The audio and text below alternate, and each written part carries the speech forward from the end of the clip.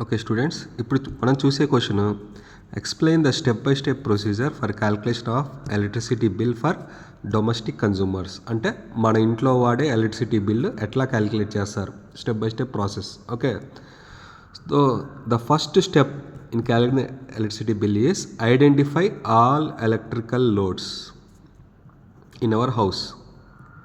మన ఇంట్లో ఉన్న అన్ని ఎలక్ట్రికల్ లోడ్స్ని ఆర్ అప్లయన్సెస్ని ఐడెంటిఫై చేయాలి.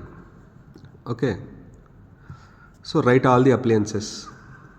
మన ఇంట్లో ఉన్న అప్లయన్సెస్ అన్నిటిని 1 2 3 4 అని రాసేయాలి. టీవీ, ఫ్యాన్, ఫ్రిడ్జ్ అన్నీ రాసేయాలి. ఓకే, మన ఇంట్లో ఉన్న ఎలక్ట్రికల్ అప్లయన్సెస్ అన్ని నోట్ చేయాలి. తర్వాత ఏం చేయాలి? స్టెప్ 2,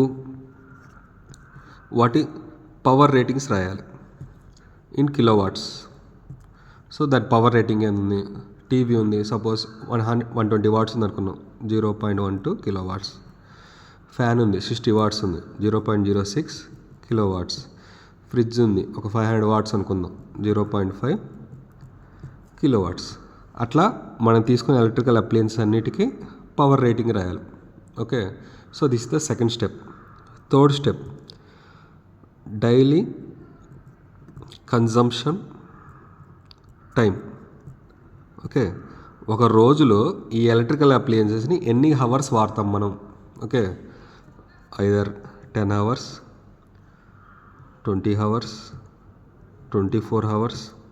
ఓకే, అట్లా డైలీ కన్జంప్షన్ టైం వాడతాం. నెక్స్ట్ స్టెప్ ఏంటంటే డైలీ ఎనర్జీ ఎంత కన్జ్యూమ్ అవుతుంది. We know that energy is equal to power into time. ఇక్కడ ఉండే పవరు, ఇక్కడ ఉండే టైంని, ఈ రెండింటిని మల్టిప్లై చేస్తే ఇది వస్తుంది. సపోజ్ ఇది ఏ అనుకుంటే, ఇది బి అనుకుంటే, ఇది ఏ ఇంటూ బి అవుతుంది. Energy is equal to power into time daily. Okay, so అట్లాగే మనం మంత్లీ కన్జంప్షన్ క్యాల్కులేట్ చేయాలి. మంత్లీ అంటే 30 ఇంటూ ఏ ఇంటూ బి. ఓకే, సో అట్లా మంత్లీ ఎనర్జీ కన్జంప్షన్ వస్తుంది. సో ఈ లాస్ట్ కాలంలో వచ్చిన అన్నిటిని యాడ్ చేస్తాం. యాడ్ చేస్తే ఎన్ని కిలోవాట్ అవర్స్ మనకి మంత్లో ఎనర్జీ కన్జ్యూమ్ అవుతుందో తెలుస్తుంది. 1 కిలోవాట్ అవర్ అంటే 1 యూనిట్. ఓకే, మన ఎలక్ట్రిసిటీ బిల్ క్యాలిక్యులేట్ చేసినప్పుడు ఎన్ని యూనిట్లు అయింది అంటాం.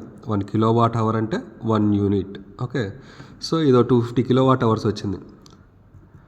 అంటే మన లెక్క ప్రకారం 250 యూనిట్స్ మనం ఎనర్జీ అనేది కన్జ్యూమ్ చేసాం.